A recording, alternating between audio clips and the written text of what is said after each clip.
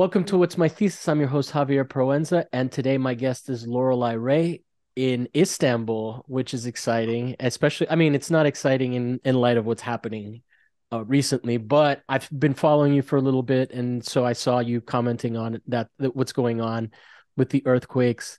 It's Yeah. really interesting. I mean, we don't have to get into that specifically. We can just talk about how great Istanbul is, the fact that it was the city at the center of the Roman Empire towards the end. Like we're so Western centric nowadays, but like Rome was like, Europe can go F itself. We're gonna just take Turkey and that's gonna be, because it's split up into the Western Empire and then the Eastern Empire, but the Eastern Empire was where all the grain was coming from, or had access to all the grain. So that's why it turned. That's why they moved Constantinople. Like that's why Constantine, the Christian Right. emperor. I Well, grew up in Rome, so that's why I'm such a big. that's really interesting actually, because I remember, so I did my second master's in Istanbul actually, and there was um as a kind of what do you call those extra classes? Electives. Thank you. My goodness. Yeah. So I had a couple elective spaces open. So, I did like the history of history, which I thought, oh gosh, this is going to be a little bit snooze, but it was really great. And then from the same teacher, I took another class about I think it was called like the Roman context in Turkey, which is really interesting because when something was called Rum or Roman, Hmm. um, it because the Roman Empire took on a different meaning within what was like Anatolia. So it's not necessarily exactly what you think, but there's this Roman culture that is definitely prevalent, like ancient Roman culture that's prevalent within Central Asia, or sorry, Central Anatolia. Um, and sometimes it comes sometimes it denotes Christianity, and then sometimes it, you know, even before Christianity was, the Roman Empire.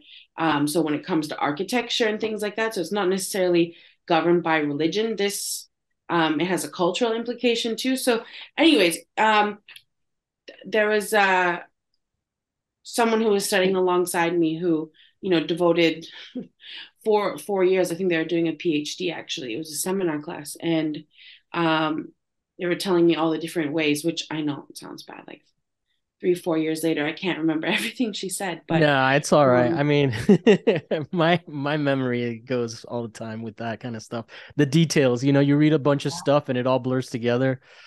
Yeah.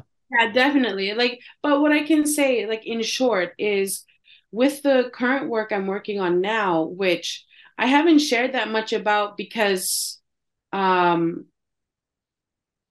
I don't know. I've been taking a lot of time to decide in terms of like social media usage and how I want to, you know, continue sharing my work on a social media platform. I haven't with this current project I'm working on that looks at Greek and also Roman influences in Islamic art. Um, that's a conversation I'm having a lot in the work. I'm working with Ptolemy's the Amalgist, Hmm. the Book of Fixed Stars, and then Al Sufi made a compilation of that with new discoveries like the nebulosity of the Andromeda galaxy and what have you.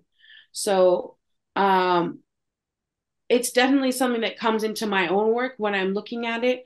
Um, and the different influences that exist within Islamic art, which a lot of people don't like to talk about. They always think it's just this like pure entity that has no um, influences, and it just kind of was.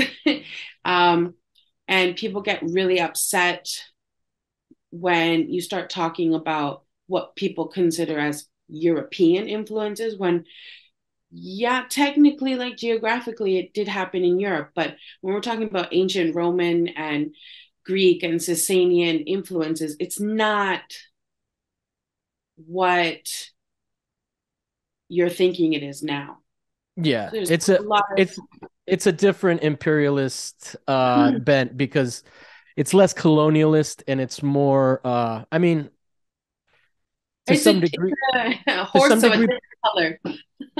yeah, because like you could be a citizen in these colonies, like in Roman during the Roman period, and slavery was very different. It's not chattel slavery; it's a very specific kind of exploitation.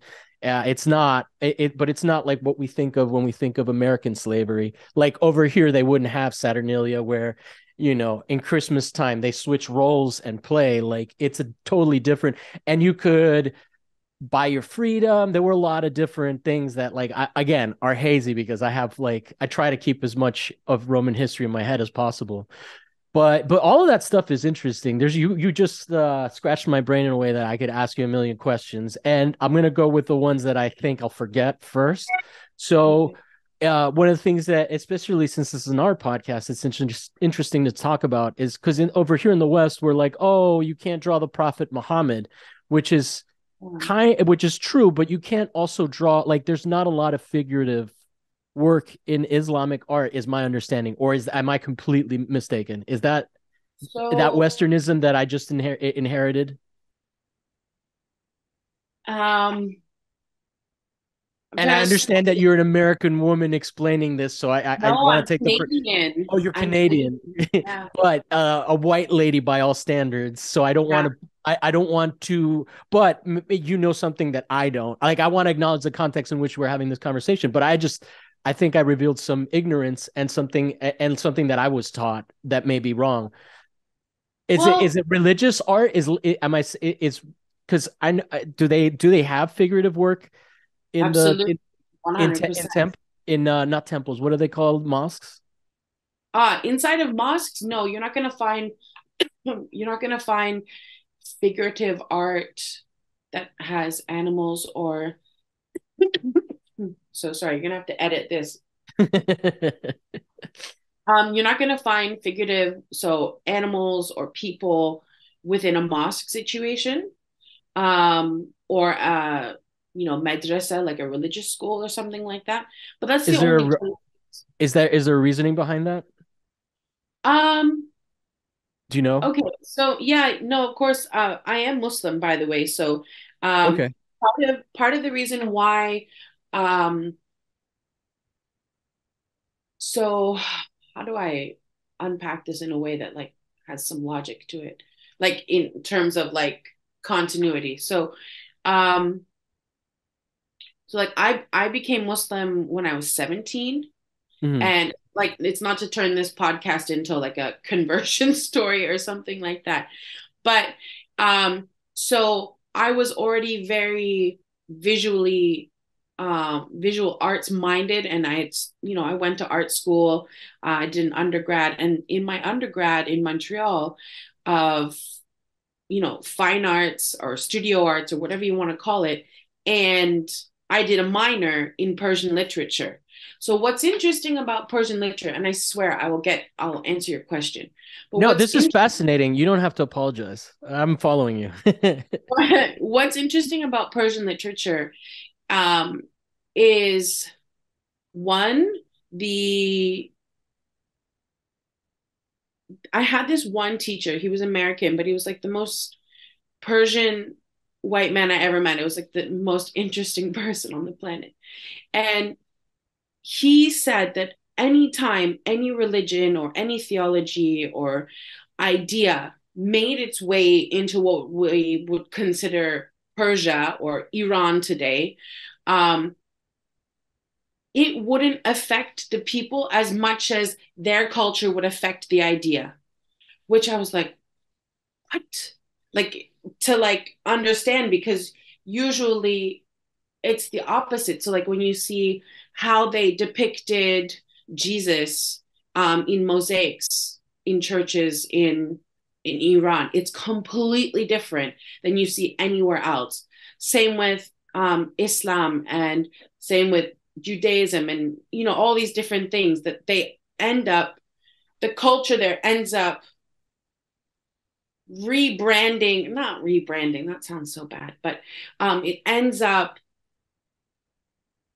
taking what it wants from or what it needs or, organically changes what's coming into them rather than vice versa. Yeah, yeah.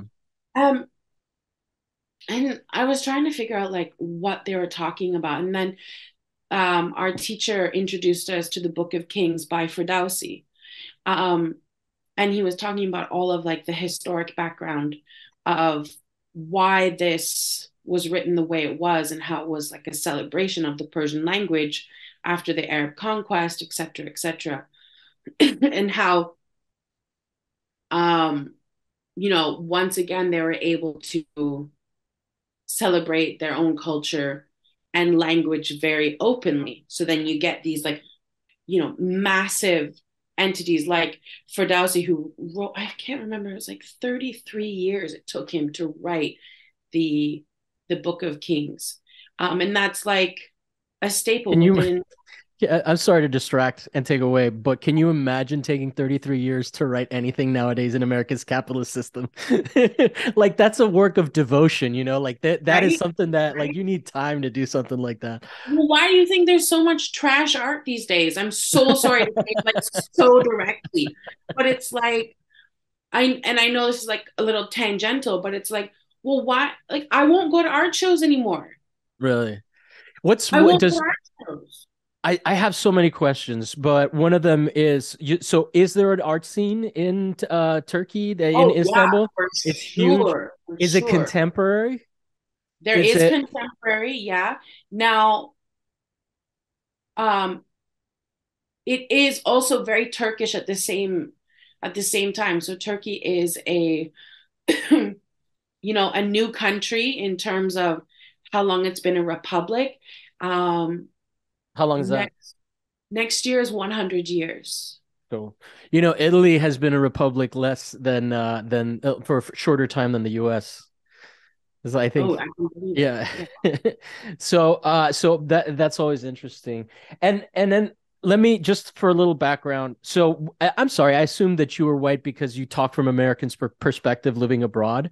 What's Yeah. your ethnic background? Are you Caucasian? Are you or like Well, yeah, I'm quite a few shades of the same white, but okay. at the same time, like we're francophone Canadians, and then my mom's side are British, but my dad's side is also um they're also indigenous as well. So it's a mix of quite a few things, which is a lot of people in Canada, but um it hasn't been until recently that people are, especially I think francophones who are mixed with in indigenous backgrounds, that they've been allowed to even say it. Uh-huh. Um, and so like we knew with my grandmother, like um, it was definitely a thing, so to speak, but it's not talked about. Yeah. And now what I'm interested in is the piece where you turn that where you convert to Islam. How does that affect Yeah. you? Because that's like how do you come across that? How do you get inspired? I mean it's interesting, like to take on a for me anybody that is religious and devout is interesting, especially nowadays, right? And Yeah, then especially when it's so polarized is too, it was there not a lot of was there a lot of access to Islamic faith in like No, to no. being a Muslim in Canada? Are there a lot of mosques and Well, stuff? yeah, of course, but like I grew up in population 35,000 white people, you know. Um, but keep in What town mind, is this is, that? I What don't town want to is it? say. Oh, okay. Oh, I'm sorry. Yeah, yeah. I didn't mean to put you on blast.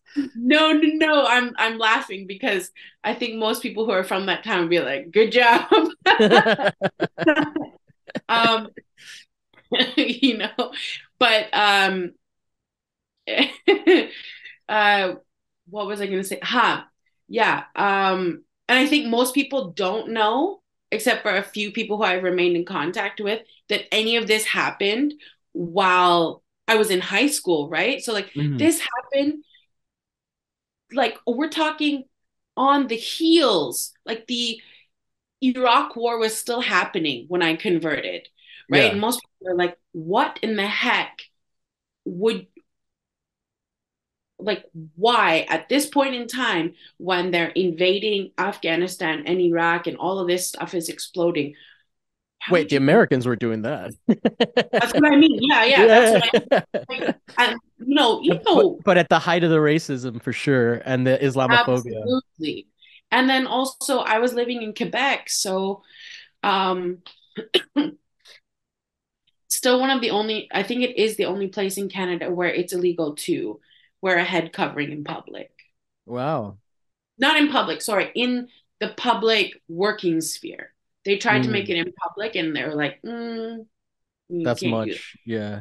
Well, that's so interesting because we assume that we're tolerant, but like people can still choose, like I'm for example, you chose to go into the religion. How do you feel about the woman's role in the religion? How do you feel like that Well, that vibes with your Canadian upbringing? and And the I don't thing, and if that sounded judgmental, I apologize. I'm just no, curious. no, Yeah, no, no, no, no, no, not at all. Like there's two sides to this. One, I'm lucky that I had the family I had because I've heard some like horror stories when people convert yeah. Hmm. or like they like get kicked out or whatever. And then I've also and also this is through the lens of I'm a white girl who converted to Islam for all intents and purposes. And so I realized this is definitely not everyone's experience, especially like Black Muslims. Like, oh my God, the stuff. Like I've like, I've been turned inside out on my own. So I can't imagine. I've heard enough horror stories to be like, what are you guys doing? Yeah. But um, like I had some like messed up comments made, like, or like when I would go to the mosque, and this was like this is kind of like one of the most hilarious things about my experience being a Muslim in Canada, and that is on our Friday prayers in Montreal, we used to have our Friday prayers inside of a Masonic lodge. Hmm. I'm not joking. I'm That's not weird. Yeah. joking. I'm not. And I remember like seeing the Muslim Student Association covering up these like golden lions that were inside of the Masonic lodge. And I'm like, it's got to be like one of my most treasured memories is this insanity. But um, But you were saying yeah, about comments that you received. Is oh my that so? Like, God. so people within the religion were not receptive of a white woman joining? Is that what I'm hearing, or am I misunderstanding? Or there was like there's a lot of preconceived notions. So there was like one putting people on pedestals who were white who had just converted, which is like I'm not someone who likes attention I didn't earn, you know. Yeah. So it made me massively uncomfortable when someone would be like introduce me as, oh, this is the person who I told you converted. I'm like, can't even remember my name, you Yeah. know. But then on the flip side, um, I was privy to a lot of messed up stuff that like both sides would say, where like I definitely had white people say to me, "Oh, your English is, immaculate. How is that possible?" And I was like, "What?" You know? So I saw that side. And that's not even that bad, by the way. Like, that's not even that bad of a comment.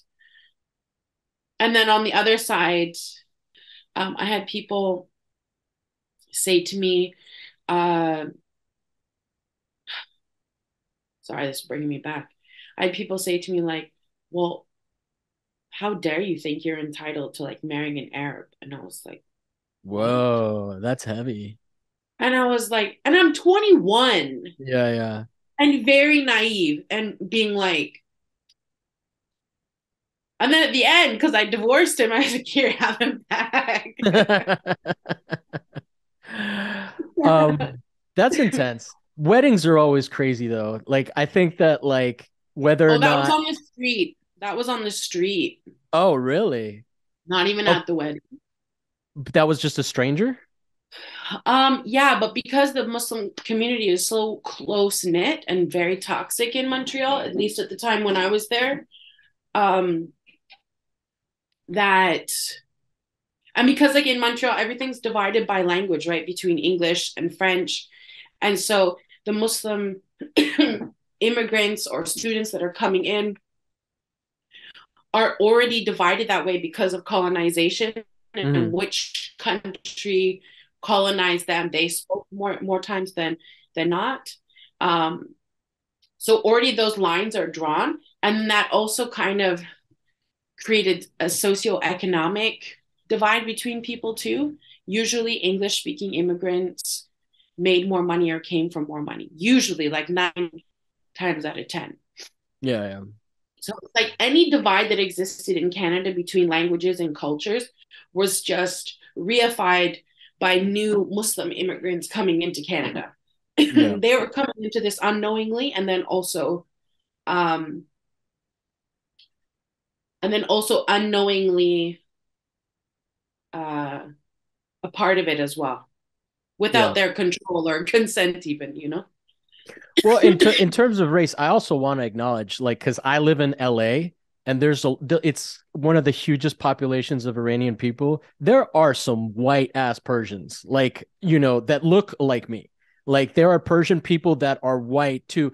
And I think that that's something that gets lost a lot on like, the American discussion Yeah. on race is very specifically tied to our original sin, which is totally reasonable.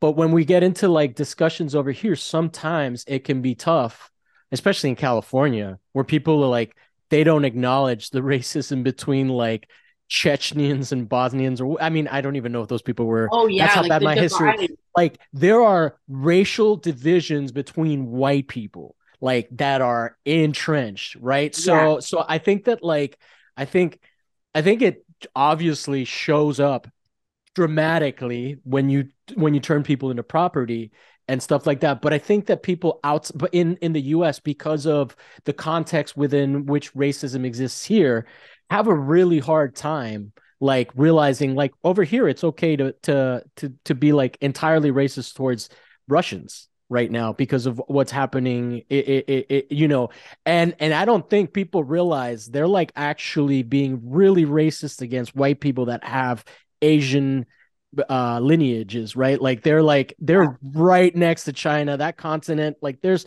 that there is a there is a racial component. You can be racist towards white people in Oh, for America sure. Like, as a white person, and I think that that is like getting kind of lost in a very interesting way because like and it's not even that hard to think about. Like over here, Jews are white people. In Germany, they weren't, and so like it speaks to how much of a construct it is, right? That people like identify ethnically. Um, uh-huh. Go ahead. Sorry, it sounds like you I was want to say gonna something. say in Turkey they have something known as beyaz Turk, which means white Turk. Yeah. And when I was doing my second master's here, I was sorry. I might have to stop and get some water. I think a lot of us got sick because of um this earthquake situation. A lot of us were uh you know up all hours of the day waiting for messages from friends, and um I noticed a lot of us have gotten this strange thing. It's related to exhaustion sickness. Well, how far is it from where you were? Because I know that it's a pretty big piece. You showed some documentation on Instagram. I mean, I call it documentation. You showed an image that said, or maybe it wasn't you, maybe it was somebody else that showed that it was about the size of it hit Syria and Turkey, and it's about the size of New York to Washington, D.C. Is Yeah, that? I shared that. Yeah, I shared that. Or like um like basically the entire size of Germany, Yeah, you yeah. know. And that was just like 5.0 and above. Hmm. That didn't even include anything below a 5 point Richter scale. Yeah. But it blew my mind because we do that like in LA. Um, no, what I noticed is well, I mean, it happened recently in Miami, so it's not like we're in the US. There was that one building. Did you see that? There was just a building that collapsed.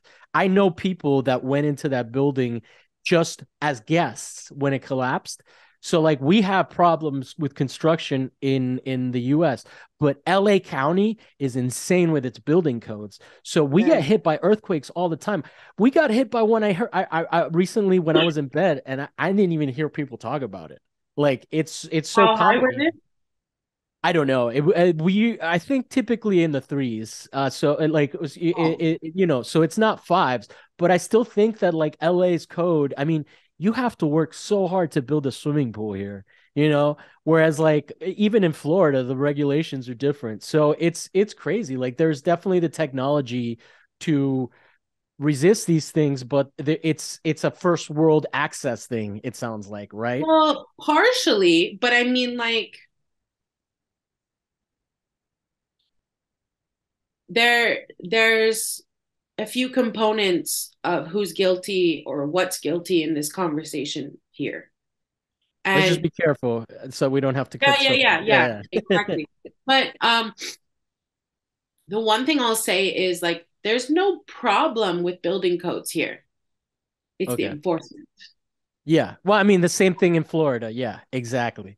And then my mom's built when that happened in Florida, my mom, and that wasn't even an earthquake. That was just you know, the whole thing collapsed. It was like a demolition, and people were inside, and it was just like it just happened randomly. And when that happened in Miami, they like my mom's building, they like invested in fixing stuff in it because they were like, we're not going to be responsible for this.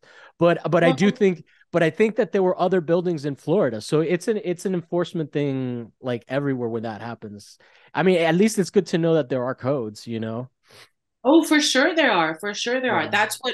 That's why people are so livid. Yeah, yeah.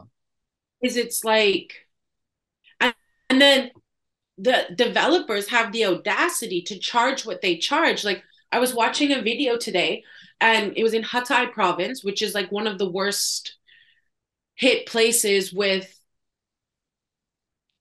and we're talking in Turkey by the way.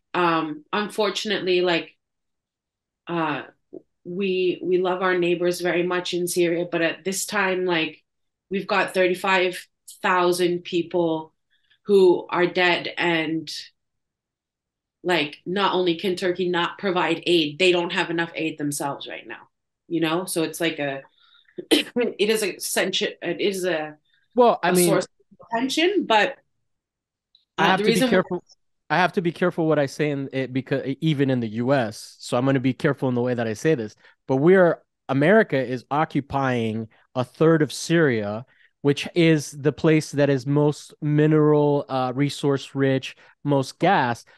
We're helping send weapons to Ukraine. Why aren't we helping these people? Like it just doesn't make any sense. Well, yeah, I mean, it's a rhetorical question. Sorry, but I'm just saying, like, it's not even just on Turkey. Like, there's a whole international community, and Syria just doesn't get love. Like, Syria is part of that map that is, eh, they're white, but they're not that yeah. white. They're not white enough for us to care about They're like definitely part Ukrainians. of the global South. Let's put it that way. Yeah, yeah, for sure, for sure. And Um, Turkey's on that cutoff. yeah.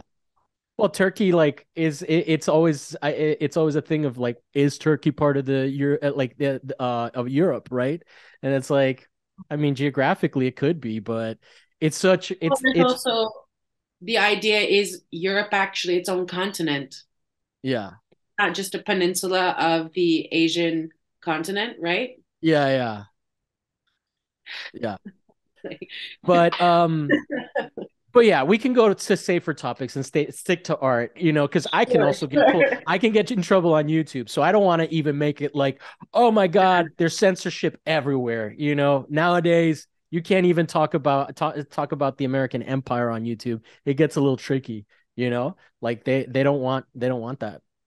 I think I can Which is say that. interesting because it's crumbling, What is right? grumbling?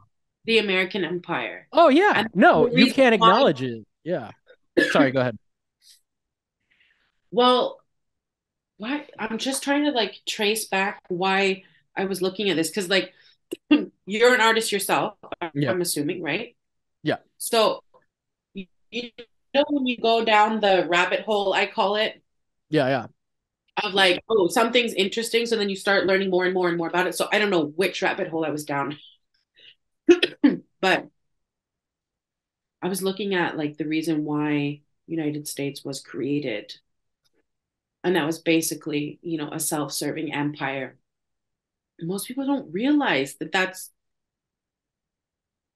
why it was created. People thought it was like, for the Puritans that didn't jive right with the rest of Europe. Well, that's part of the story, Yeah, yeah. But there was much more to it. Um, I recently saw a clip of somebody saying that they appear, I forget exactly, I'm going to paraphrase it and butcher it, but it was actually really interesting, which is that they didn't come here because they were being oppressed, but they came here because they wanted to oppress. Because if you look at what they did to the Native American population, the Puritans were not into freedom of religion. Were not, I forget who it was. It was some fancy, it might have been like a Stephen Fry kind of guy. I don't know if it was Stephen Fry that said this, but yeah, when I heard that, I was like, that's really interesting because our entire narrative is so different. And now we're getting into the privileges of living outside of the US because I don't think people have this kind of concept. You were talking about converting to Islam during yeah, the Iraq War. One of the things that I always talk about is my difference in attitude towards the Iraq War versus the Afghanistan war can directly be linked to where I was living at the yeah. time that the war happened. I was in the US for the Afghanistan war. I was all pro. Like, I thought Donald Rumsfeld, all these fucking idiots, I thought they were smart people and they knew what they were doing. When I was in Italy and we invaded Iraq, I saw it through the news's perspective over there. And their interests are not the same. And I came back and I remember losing my mind talking to my family members who were Yeah. kind, caring people, and them not understanding what I was trying to explain to them because the propaganda was in so deep. And I think that a lot of this censorship stuff that's happening now, you can't say things that you used to be able to say back during the Iraq war. There are things that you cannot say anymore on social media or anything else. Like the Twitter files show that. There are things that I can't talk about what's happening in the war in Ukraine because I've been censored. I've had it happen to me on Instagram already, just mentioning who the players are in that conflict on the side of the Ukraine. You probably know a little bit about what I'm talking about because They're our when you neighbors, right? yeah, We when share you live in black Europe, sea. you know white supremacy. White supremacy over here in the US is such a fucking cosplay. It is bullshit over here. It is infiltrated by the FBI. It is insane. Over there, white supremacy, when you run across like close to the motherland of Germany, you see a lot of problems. You see that stuff. You Yeah. see that. You see that in I Italy. I experienced some like it's on I want to acknowledge what you say like 100%. Like my family living in Canada, my mom lives in Iowa, a swing state. God help us. She's fine. She's fine, but I mean like she's rattled and lives there and has to like navigate some crazy stuff sometimes. She used to be a hospice nurse. So she's like people mourn differently. Let's put it that way. She's put it like, Yeah. um, and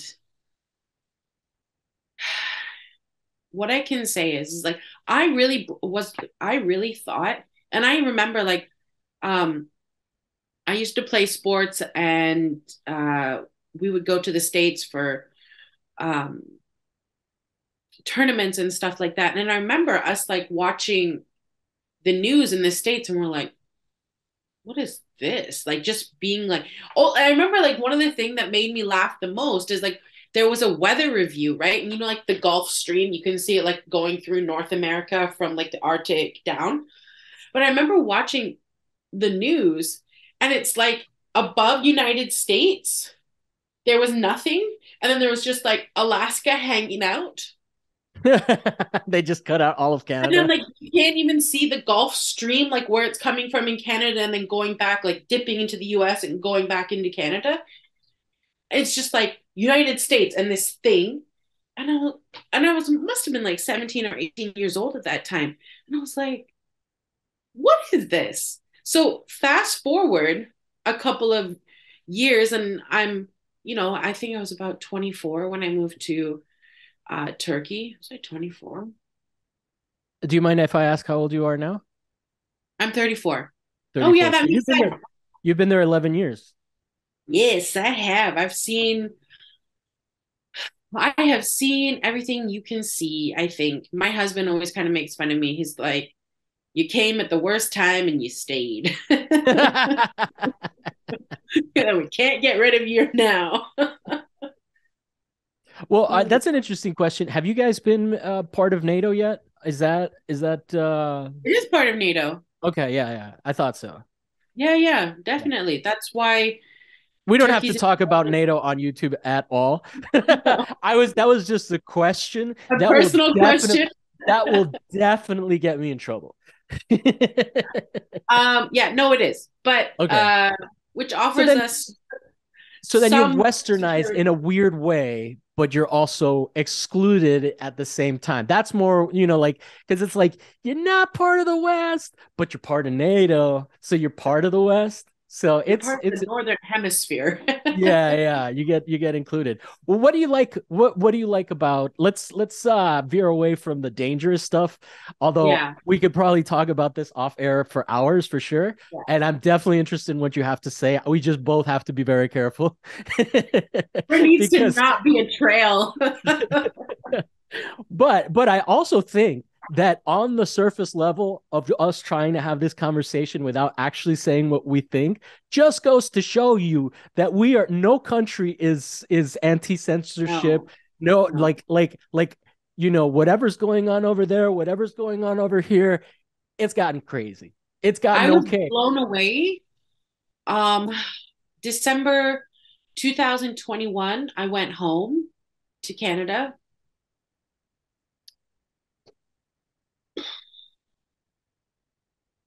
I was blown away at how like shit things are Yeah, yeah, yeah. and how people can't relate to one another. And this is In kind of Canada in like particular, man. Canada, like you guys hate Trudeau. I don't. I don't hate Trudeau from a Canadian conservative perspective. No, no. I I did I get you. I dislike a lot of the stuff he's doing. He's Orwellian. He's part of the WEF. And and Him, and branding it to Jacinda. you and branding it to you on a silver woke platter Yeah, yeah, yeah, of performance. And I'm yeah. like, and progressiveness. And I'm like, am I being punked right now? Like you want to he made misgendering someone or misusing their pronouns illegal and a federal offense. Yeah, yeah. And That gets like wild.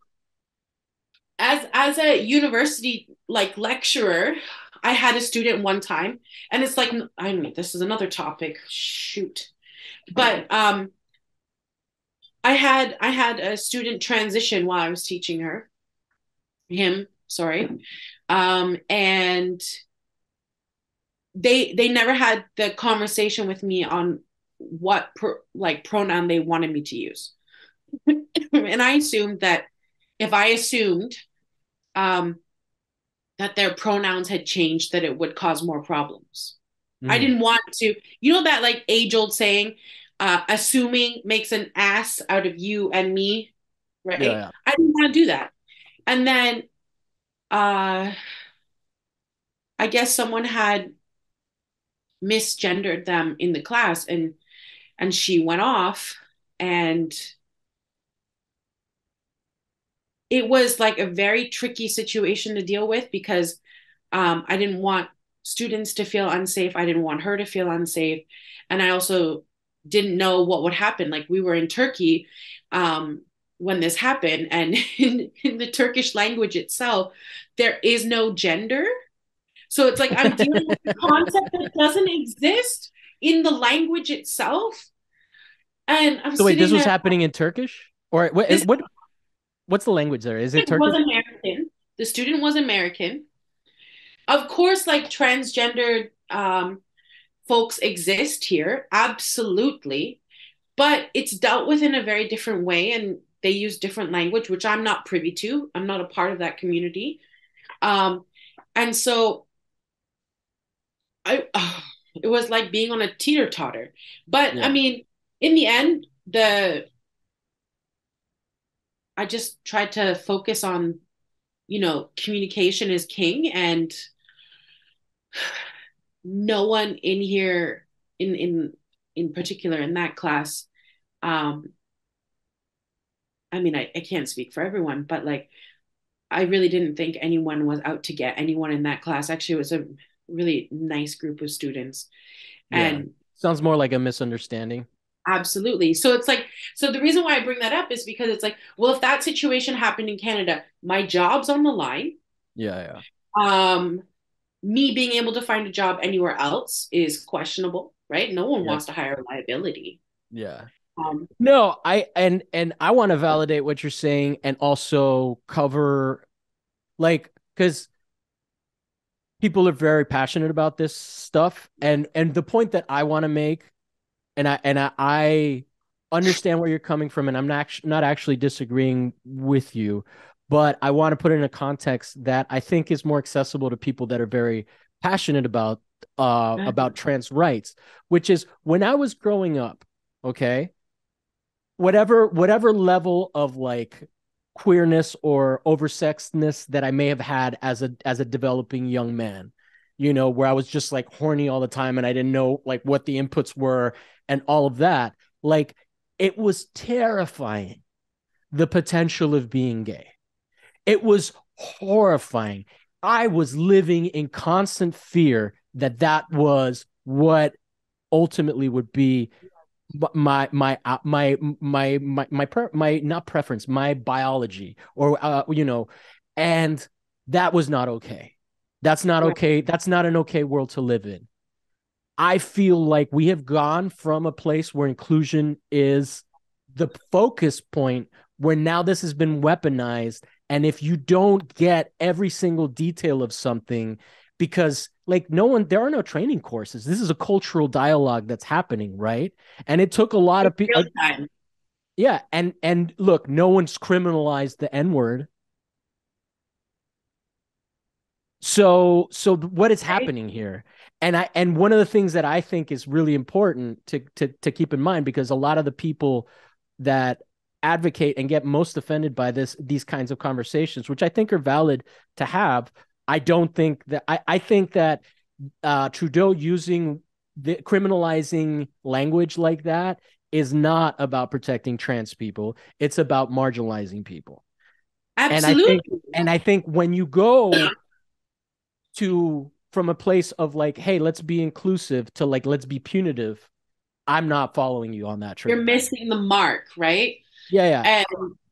And I think you go from People shouldn't be as afraid of misspeaking as I was of being gay. right exactly back to the point you made about being Orwellian, Yeah. right? They changed language so much that you couldn't even say anything negative, right? And this is a broader thing that's happening. and we can maybe transition into a safer space.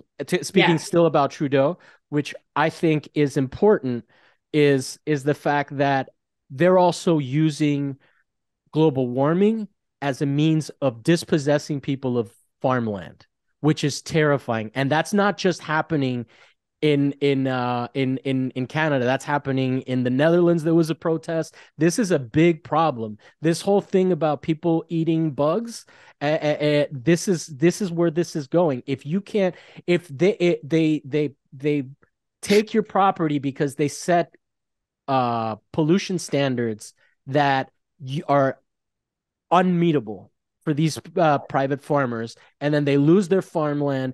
And this is all about this great reset, which they speak out in the open. So what I think the problem with Trudeau is this weaponization of this thing, the weaponization of things that people are for, which is trans rights, which is global warming, and using that as a tool to implement policy that harms everybody, including trans people, including what's it called? Because now, if you can't say that word, that breeds resentment. You've put a target on trans people, Yeah, a and needless one, and I was that, just but about to say it's a walking bullseye now. yeah. And it's like So and there's and a lot of that is stuff that I'm not qualified to talk about. But if you look at where things are going in terms of like Europe and their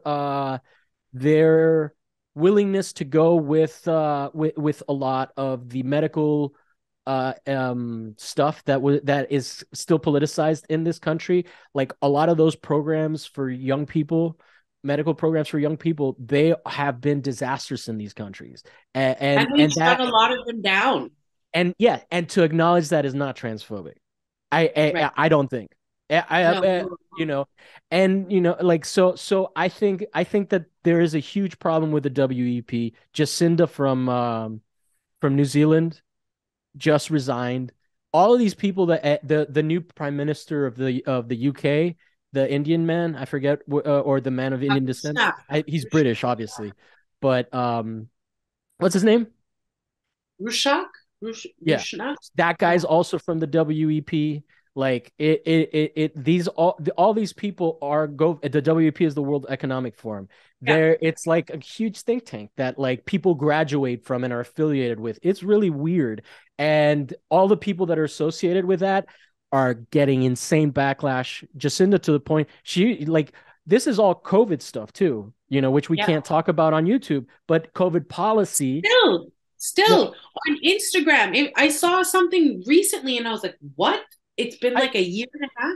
It'll say like, oh, this has been fact checked for blah blah blah. And I was yeah. like, has the person mentioned COVID in their Instagram story? Still, I have seen, and by the way, the vaccine is amazing. Please go get it.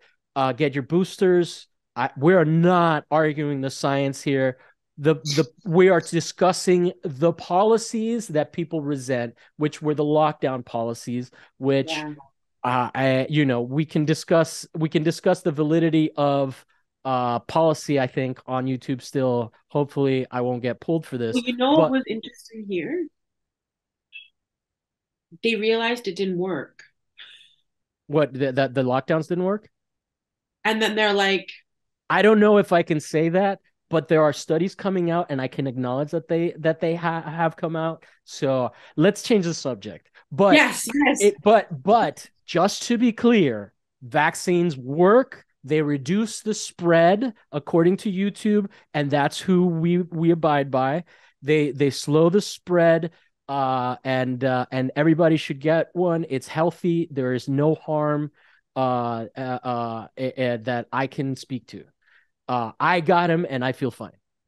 Yeah. So what what I can say is like getting back to what we were first talking about and bringing it back to art and what have you. Actually, no, this is a fantastic segue. This is. So I started um I mean, can you think of anything else that has been more jolting to your experience as a human on Earth than the past 3 years, No, right? there's yeah. People thought Occupy Wall Street and that crash was insane. Like the fallout That's from a this, like raindrop. It's a well, raindrop in and comparison. it ties into the militarism, right? Because at this point, we're not even sending taxpayer dollars to Ukraine. We're printing money for them. Right? Like that, and that is driving inflation. And then you get on all the corporate media, and all they're saying is that, oh yeah, the worker has too much power. Unemployment, like we need more unemployment to solve, like that's their solution to inflation. In this, not to send money to Flint or any of that. So anyway, We're I in mean, this Ohio. I mean, you're gonna have to cut this out. But what's happening in East Palestine? is insane. Actually, it's Palestine because we don't acknowledge Palestinians here. No, it is East Palestine, East Palestine. No, that is crazy. That is like I have heard. You know what? I'm not even going to say anything. Go look it up. It's Yeah. crazy. I'm not a journalist. I talk about art. I think politics is related to art, so we're trying to straddle that line. But what do you love most about Turkey? Like, what do you Okay. like living in Turkey? Let's go. Oh my God, we have been like dodging, dodging raindrops this whole conversation. We have so much we want to say to each other, Laura. But Yeah. Um, okay, so it has changed over the years what I like the most. It's trying to I haven't thought about this in a while. I like there's something about, and I think it is in general, people still have their connections to family. They still have their connections to the land. They like their names. You see their actual names and last names, and it's like, like Green Mountain or um Boulder, or like they're all names that are related to nature, like walnut tree or something. Like I'm directly translating them into English. Mhm. um like people named like rain and star and thunder and the like, and so like growing These are up, last names or first names these too. are first names and last names. That's the interesting part. And I'm I never took Turkey for a bunch of hippies. Oh, for sure, for sure. But no, Sun and this moon and type of, stars. yeah. Um, well, like any name that has the word I in it, AY, that means Mhm. move. Okay. I become I knew or I shed, like not I shed as much, but um, yeah, there's a lot of different names that exist. That like my sister-in-law is named Clover. Wow. Yeah, And your husband? his name is Wish. Wish? Yeah, Like rub a genie lamp and make a wish kind of wish or witch? on a star or something. Yeah, Oh, yeah, yeah. Okay, okay. Because yeah. I thought you might have said witch, and I was like, wait, he's alive still? Usually, if you get branded that. But so I don't know. There was something about that, and uh, I just I'm a very family oriented person, and so that was I really love how people. I wrote about this a lot recently in my stories, and it's like not everything is easy here. It's not easy here, in fact. Like sometimes things are just suck. And it's a beautiful, beautiful country, and I really think um to like use a Britishism, they've had the piss taken out of them, uh and I They've been made completely fun of, you mean? Or know, like they've been really, abused? yeah, um and like maybe kind of made fun of in a way that I'm steering away from this because it's gonna like bring it back to where we were, but it's like um, on a large scale they've been taken advantage of. That's all I'll say about that, you know. Oh yeah, And like most countries that are technically in the global south, for sure. right. So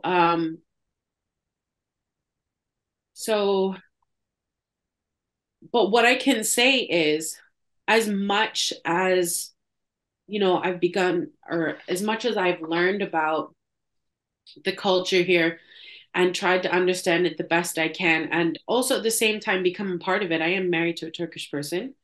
Um, that as much as sometimes, I did most of the cultural gap filling, or it felt like it anyways, or that, sometimes I felt like I was a little bit in the lurch where like whatever context I was coming from just couldn't like make the dovetailing pieces jive. I always felt that I was generally met with grace. And I feel like, I mean, I come from a francophone background where like people will laugh at other people because they have an accent when they speak Yeah, French. yeah. And I'm just like that there's no grace for people. Hmm. And whether like, you know, uh I can you hear the kids screaming in the background on the street? Not, I No. mean, I now that you pointed out, yeah, but it's okay. It's pretty, so I Is was like, that oh your kid or is no, that I a don't kid? have kids. No, it's someone else's. Um so the friends that I've made here are, some of the closest people I'll I've ever experienced, like they say in Turkish, it's like your liver, like they're that close to you. Mm. Um, and that definitely drives my work. Having, you know, friends interested in the work that you're doing and constantly interested in what, like, not at a superficial level either, whether they're an artistic person or not. But that's the other thing, is I don't feel like people's creativity has been beaten out of them Yeah. either. So like usually everyone kind of has something they're doing, whether you find out that the barista is like a closeted, when I say closeted, I don't mean like as in gay, but I mean like they've hidden the fact that they're a theater kid and they like perform in all of these theater pieces during the whole entire year. And then they like slip you this kind of like little ticket being like, oh, it'd be nice if you come to my show. And then you find out they've been doing this for like 15 years. And you're like, Wow. my coffee for 5 years and you never said a word. Yeah, Or yeah. like different instruments people play, or like different, there's a whole list of things. And that's one thing that's like really interesting is I find people here, at least in my generation, are generally very open and curious people, which is something I feel like when I talk to friends from back home, they're missing. They've Yeah. gone into the corporate world, they're making bank and they're happy about it. But those are the people who take my classes, actually. They want to feel something. And that's everything I hear is they're talking about, oh, well, I'm taking this class because I really need to like reconnect with myself and XYZ. And during the pandemic, it was on steroids because people had the time, you know? I sold so many guitar. I sold more guitars than like I was working at a guitar store, and during the pandemic, people were just like they had in for a while over here they had the $1,200 check, and they thought they were gonna keep getting those, so they just went and they were like, I've always wanted to learn how to play guitar, and they didn't know what to do with themselves. It was crazy. Yeah. If one of the things that I say that if the US had done how everybody else in the world did during lockdown, which is still pay people their income through, like, like if the government subsidized your paycheck, people wouldn't have been unemployed at the same level. The problem with that is that people would have started doing creative things and not want to go back to work. So they had to cut that out, you know. Yeah, It and need that's some of the problem that they're facing in Europe right now is that people have gone on to, and even in Canada, people have gone on to create very creative, lucrative businesses for themselves, or at least replace the money that they were making in a job that made them want to grind their teeth all night, right? Yeah. It sounds And like, sorry, go ahead. no, no, no, and it's like, well, now you have a deficit within the the working community, but it's like, yeah, my it's like, yeah, but corporate work isn't real work.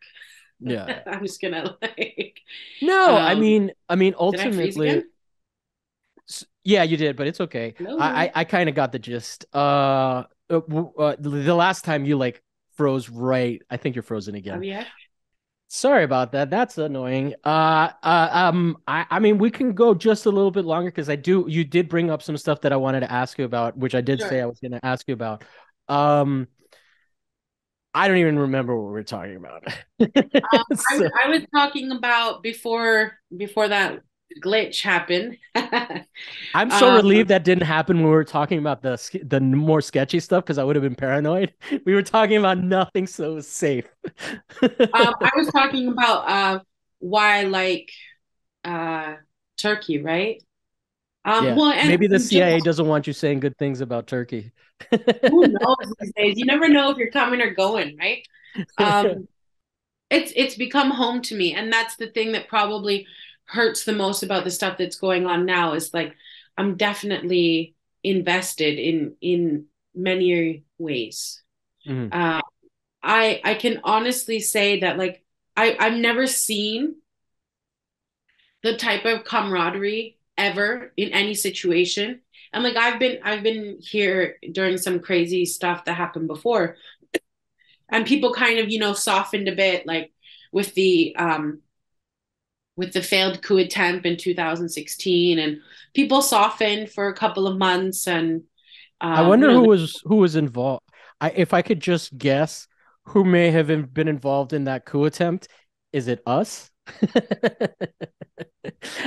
There's not a coup that I happens was that I avoiding don't it. You just suspect. went like right for Oh, I it. could say. I mean, I don't think that it's any surprise that Latin American countries get cooed. I don't think that that's going to get me kicked off of YouTube. But No, I know.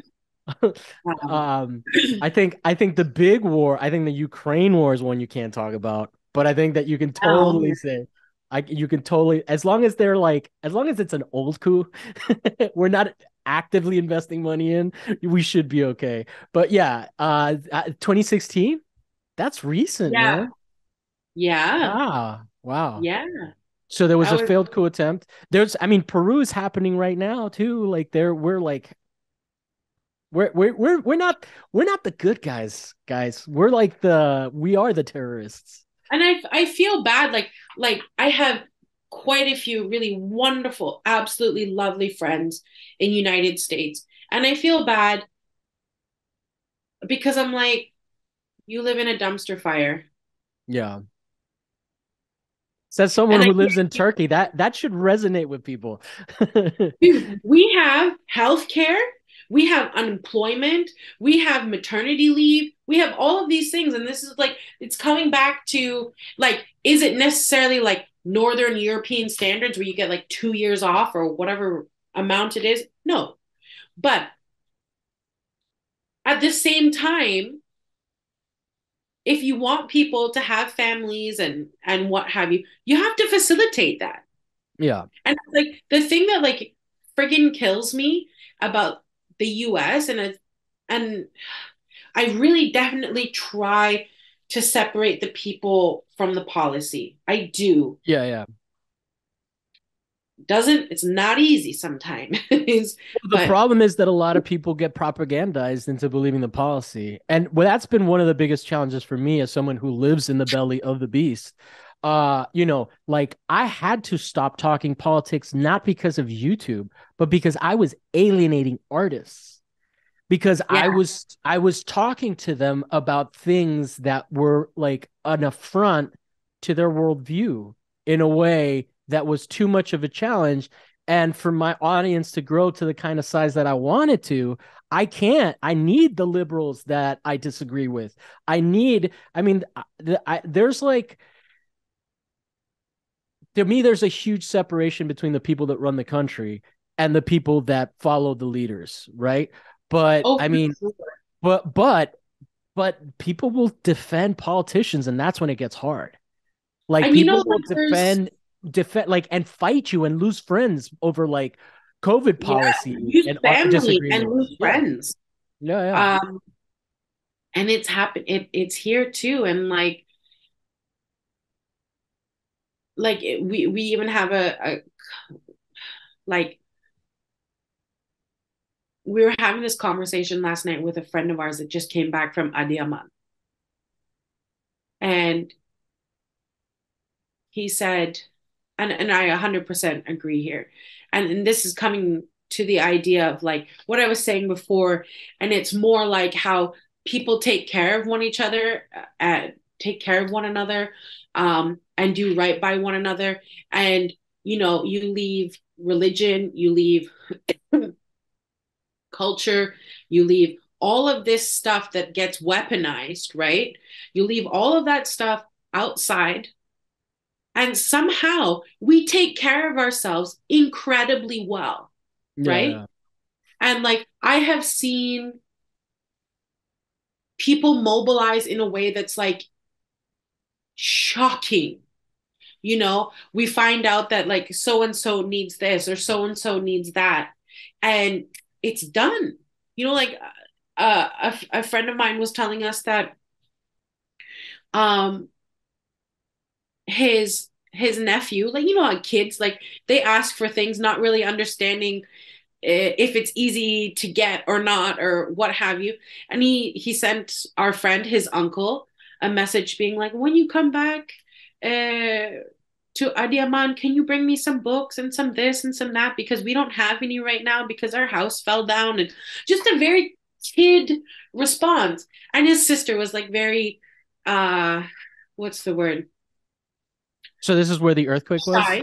Yes, yes, is one of the worst hit areas, and um, his nephew or niece made that request like very uh purely, or what's pure, like innocently, Innocently, yeah.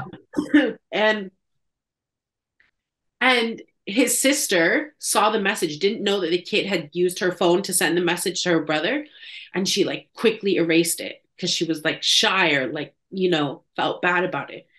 But that's something that we were talking about it last night, and I was like, you know what, like it's not because they're well off hazelnut and olive farmers, right? They Mm. don't need like some other people need right now, but Oh, okay. So the sister was embarrassed that he was asking when yeah. other people were in But at the worse same condition. time, I told her, I was like, you know what? I've been wanting to do something. Uh, Let me see if I can get some friends together and we'll pool some funds and like get some activities for the kids and who's ever there, like whether it be like coloring books or like just reading books or balls or something like that, just so that the kids have something to do, because the kids are just sitting there in the Yeah, yeah. cold, you And know? to like just have time to think about what's happening is a little overwhelming. You need some For a distraction. 4 year old. Yeah, yeah, for real. um Like, so just seeing how, and I don't want to use the word camaraderie because that's kind of laced with like a lot of heavy meaning, but like just seeing how willing people are to take care of each other, not ask any questions, um and like, as opposed to stockpiling toilet paper, which is what happened over here. right, I remember all of us like seeing that happen, and like, well, it's also very funny here because we have bidets here, right? So we're like, You're like, you dirty motherfuckers. there's another way. Oh man. Yeah. But During that period, I was lucky I had a bathtub. It functioned as a bidet. Sorry for the graphic imagery. no, But no, I'm just trying to block that idea out. But um yeah, yeah. So can we transition real quick? I want to talk a little bit about your art practice. Do you yeah, have a shop? Am I imagining it? Do you have a shop on I Instagram? do. I Okay, do. how does that work? How do you do that? Just like on a practical level, you have a shop and then people buy stuff and they ship it out. You don't do drop shipping. The No, I shipping don't comes do direct. drop shipping. I do it myself. So like, um, although as I was saying before, I've been trying to figure out how to move forward um in terms of my business and how I want to do things because I'm hella burnt out actually after the pandemic. Um Sorry, say that again. I I'm was looking up your Instagram so that I could see your store. um yeah, I'm really burnt out after COVID because I did so much work. Yeah. And so I have a lot of classes I teach right now. I'm doing art residency with UCL London, um, and I'm teaching my Imperial Threads class, um, which is What's that? I love the title. so it kind of plays on two things here. So like the idea of a thread that connects an idea, right? And then also we're investigating threads as in clothing. So we're Hmm. looking at the different patterns on imperial dress. So, like kaftan, or there are different hats that have like different embroidery on them. One of the classes is Palestinian tatris. So we're looking at Sorry, how it's to me what I heard was Palestinian Tetris, like the video game. tatris, What is that? it's a What? kind of embroidery. Okay. I was like dun dun dun dun dun dun dun dun dun dun dun dun. Dun. Well, it kind of like looks like that. It forms Well, what different shapes. one of the things that caught my attention about your work is that it is very pattern based, and I mean I love that kind of stuff. I think it's also interesting the idea of patterns having a history, right? You know 100%. like that goes back a long time. I think one of the ones used to be the swastika, like that you still see in like Yeah. like and obviously it got appropriated and you can't have that blanket, but that's like Even even in within Islamic art, you'll find the swastika in ceramic work. well, And it's a very graphic design. I mean, it represents a horrible thing now, but in terms of a pattern, like it didn't just come to Nazis out of whole cloth. They were occultists, right? So they probably found, and that's what I mean. We can get away from the swastika. I'm just more interested in the concept of something that's that old as a pattern that appears in things. Obviously, maybe the swastika it appears within patterns, not isn't the pattern well, itself. we can. But like for example, what you have in the background there, what Okay, it's kind like over your right shoulder. Look over your right shoulder to this piece. Yeah. So you were talking about Christian influences and stuff like that to Islamic art. Maybe we can get no, into a little no, bit of that. Greek. Greek. Okay, so it's not Christian, it's European influences. I just conflated them. It's Hellenistic specifically. Oh, that's the best Greek art. That's the ones with the sexy sculptures that don't look like robots. They're like ripped and they're like fighting stuff as opposed to blocky Yeah, ones. so these ones here are actually the astrological symbols, constellations, sorry, constellations within the 48 constellations that are in the Amalgest by Ptolemy, which are also covered in Al-Sufi's work, um, called the Book of Fixed Stars. Um, Fixed or fake? fixed, Okay. fixed, fixed stars. And so what I realized is that there's no modern, no contemporary work done that kind of revisits the illustration, and I wanted to I wanted to make it more available to people because most people, when I talk about these like encyclopedia anthologies that exist within Islamic art, people are like, what? So this comes back to your question about, is there figurative art within Islamic art? Absolutely. Hmm. It's generally it's generally within book arts. So you'll see in illuminations, in the encyclopedias that they drew up. So like medical. Illuminations aren't inherently Christian. I've only seen Christian illuminations. Oh, Oh, they must be beautiful. Wow, oh, wow. absolutely incredible. Like it's all generally botanical and sometimes geometric as well, all gilded in gold. And like with lapis lazuli and whatnot, like nice blue turquoise Well, like colors and that's stuff. up until recently, everything was still like, and all of the stuff I use is all um handmade watercolor. Okay. That's why there's like so much variation I get in colors, and people don't realize that that's why I think the artwork looks the way it does, is because all of the little particles of the paint, it's not like when you make, you know,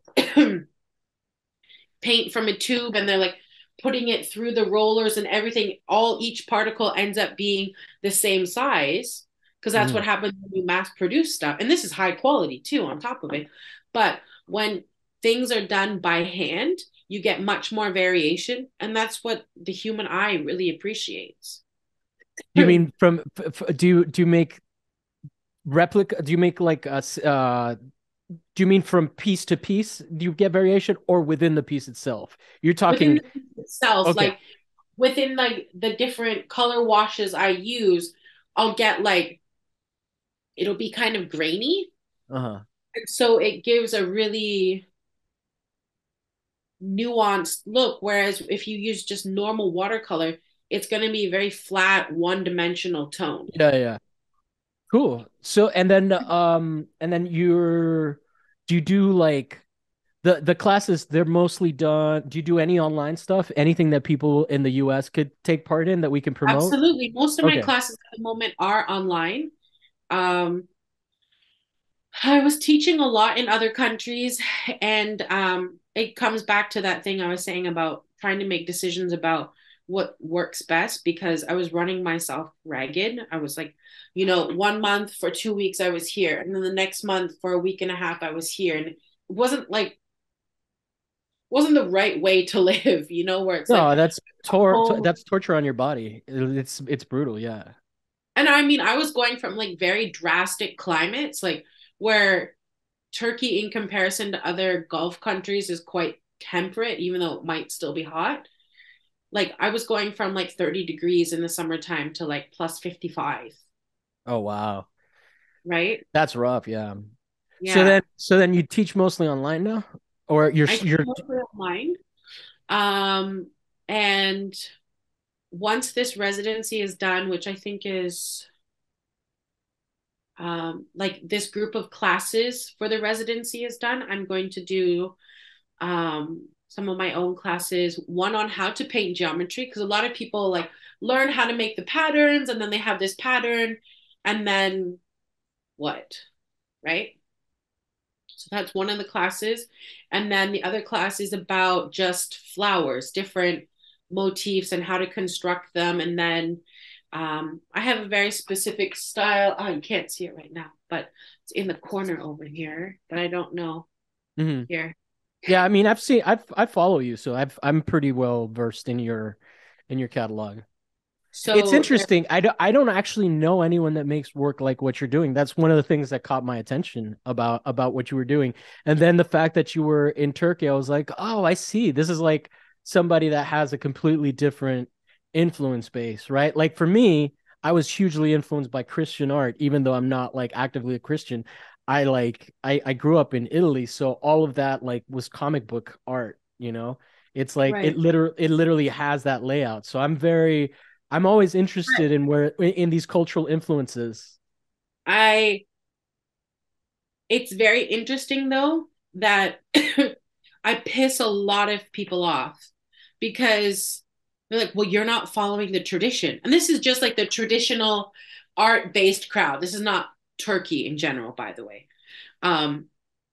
And so like I've had like people flat out, and it doesn't rock my world when someone says, "Oh, well, you're not an Islamic artist." And it's like, well, I wasn't really going for that, but my influences, what I'm going for is I am going back to the original influences that are within Islamic art. That's what I'm interested in. I'm interested in that spirit, which was take the best and leave the rest, which kind of Yeah. sounds a little brutal, but it's like when they were hiring the best Byzantine mosaicists to come and create mosaics for, palaces in Damascus and for the Umayyad dynasty, or when they were having the best Sasanian plaster carvers come and carve the walls of, the Abbasid palaces or whatever it may be,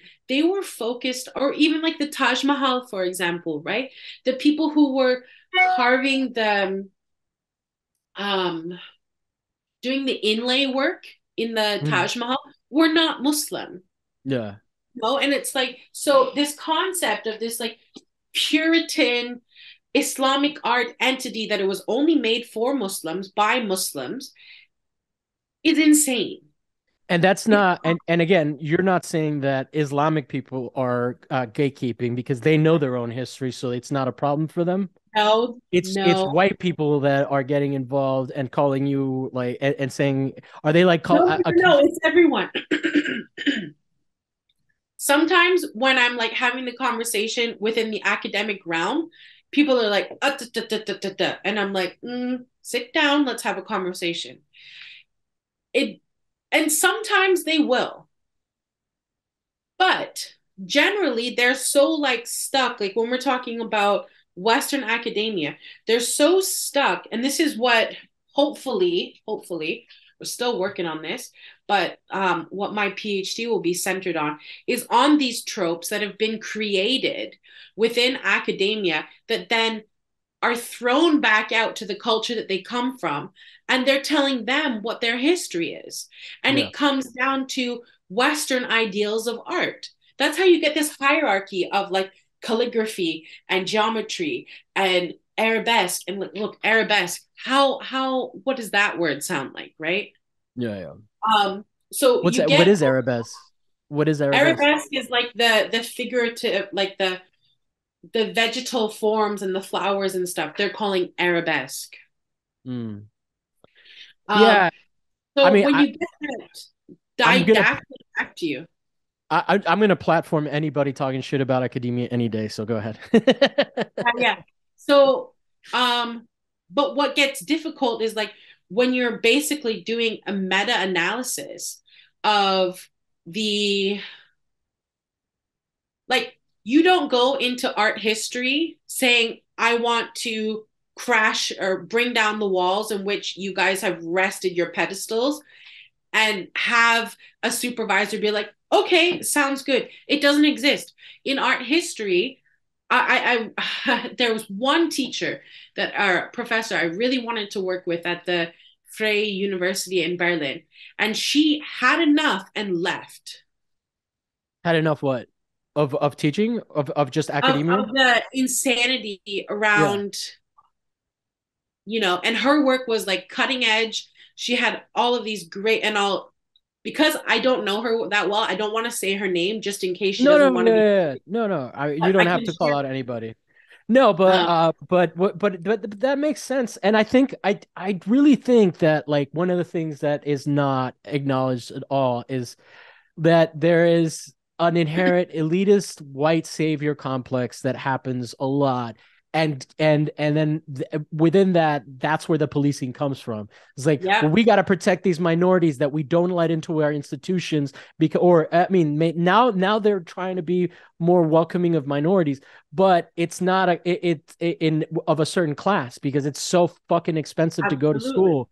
So like Ab- so the premise, the platform on which they stand to make this assessment about culture and make these judgments comes from such an elitist point of view because they Absolutely. look down on anybody that doesn't have an education, right? That's what the MAGA people are to them. Like to me, MAGA people are just human. I used to live in Florida. I grew up knowing people I didn't agree with, and now that I'm in California, I still don't agree with people because they're still to the right of me. They're less to the right of me than they were in Florida, but I'm way leftier than anybody that I know. Like California is right wing as fuck. Just watch our movies. We make the movies here. We can't watch American movies anymore What's that? because it's just so laced with Oh, American you like imperialism. it's not a government thing. You just can't stomach them. We can't stomach them. Like, Yeah. what was the one? There was one that came out recently, and like, I mean, my husband obviously has his own opinions. He married someone like me who's very verbal, right? Yeah, yeah. Like, he must be able to handle himself.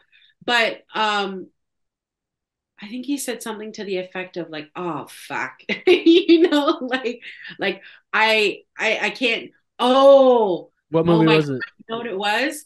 Independence Day. He's Oh like, "This my is a God. fucking That's joke." old school. Yeah, yeah, yeah. No, but I get it. I get it. That speech that he gives. I wish we had a president like that.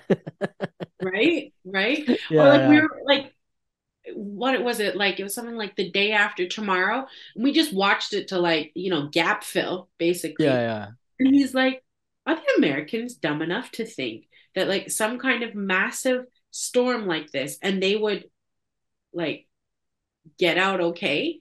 yeah. And he's like, and in 6 days? And I was like, sweetheart, it has to fit within an hour and a half. And he's like,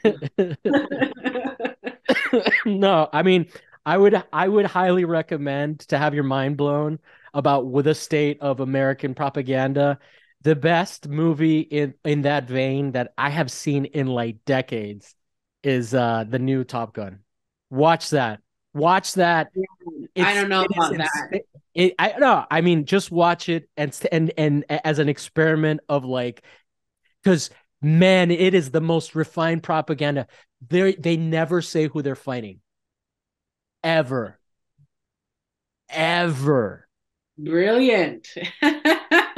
But it fits with our current foreign policy because Oh, I because know. It's just because a because it could constant always boogeyman. be yeah, it could always be, and somehow they managed to make it so that like he's driving the inferior gear. Like the enemy has the more advanced stuff, and they have to get a specific generation of plane. Well, Anyway, no one we loves an should. underdog more, Well, right? but it's like the insanest concept. We're like the least underdog country in the whole fucking world with weaponry. Okay. All right. All right, let's just do a closing. Well, I don't even remember what we are talking about. We could probably I feel like we could definitely talk again, and maybe we should just talk without recording so we can say what we really want to say. Yeah, exactly. And then only the CIA will know what we really think. We're still recording, man. But we won't get kicked off of YouTube. We'll just get surveilled. Uh, Oh, it well, wouldn't be the thank you. first time. Thank you so. Oh, you've been surveilled. We don't have to get into that, but I believe it.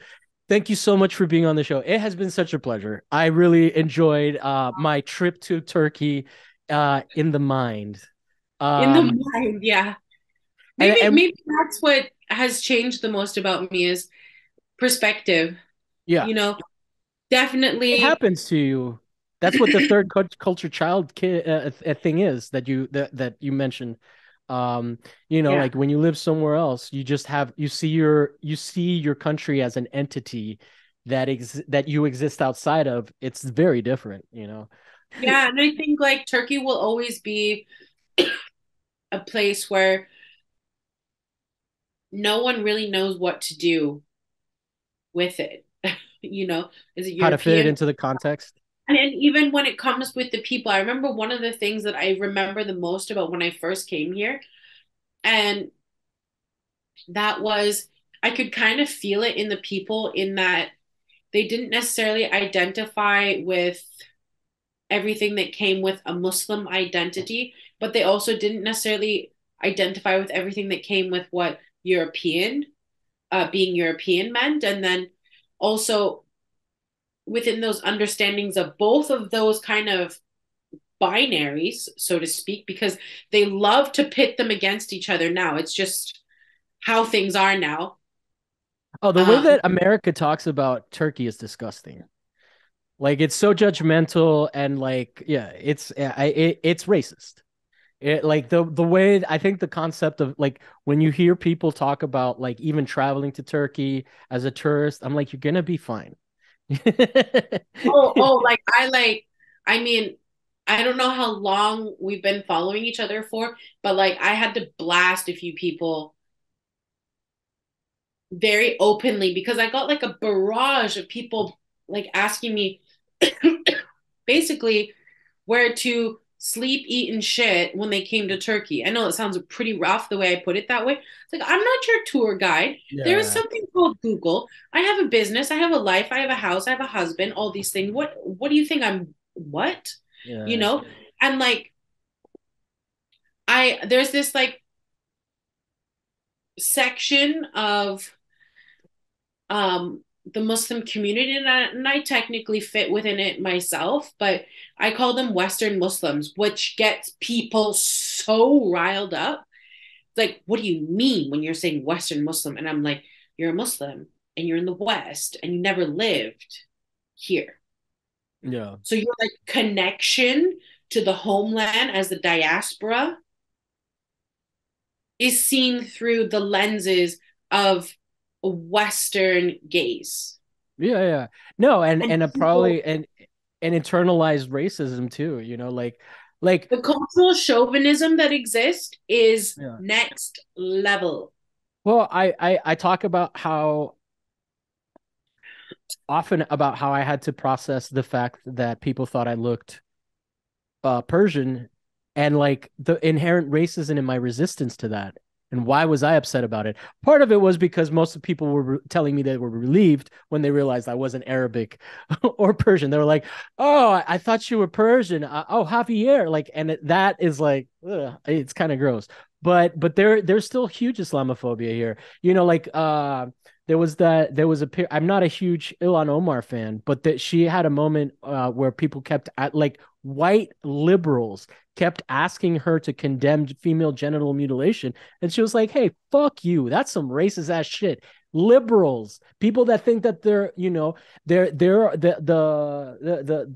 I feel like liberals are just as racist and anti-Islamic as like the most racist All shit their that I've wokeism. heard. Yeah. And I think it comes from this like Western idea of what feminism is and all of that. Like, but femininity is like a very ancient thing. Like women have been around for a long time. To be like, oh, we figured it out now. It's sort of like it's very chauvinist. Um, but anyway, I guess we'll end on that. I really appreciate you coming on the show, and I look forward to a long friendship of us talking about the West and being Yeah. being Yeah. Thank branded you for having traitors. me. No, it's been a pleasure, really. So do you have a website we can send people to? Yeah. Lulu Ateliers, because I'm known as Lulu, because my name's a Okay. little bit of a tongue twister here. Um, luluateliers.com, but you can find all of the info through my Instagram, which my handle is Lulu Ateliers, like at Can you Lulu. spell can you spell ateliers for the non-French? Yeah. AT, sorry, a second. Ateliers, Okay. Atelier. And then Um, and Lulu is just spelled Lulu phonetically. yeah, So Lulu. And you can go into my link tree and find access to my website and find more information about me. You can see my artwork. From time to time, I share, stories of what I'm working on. Um, you have a very good presence. I mean, you have like a good following too. So maybe I can add you a couple followers. But thank you so much for being on, and thank you guys for watching. And we'll be back next week with another guest, with another topic, with another artist, with another topic that may or may not be art related. And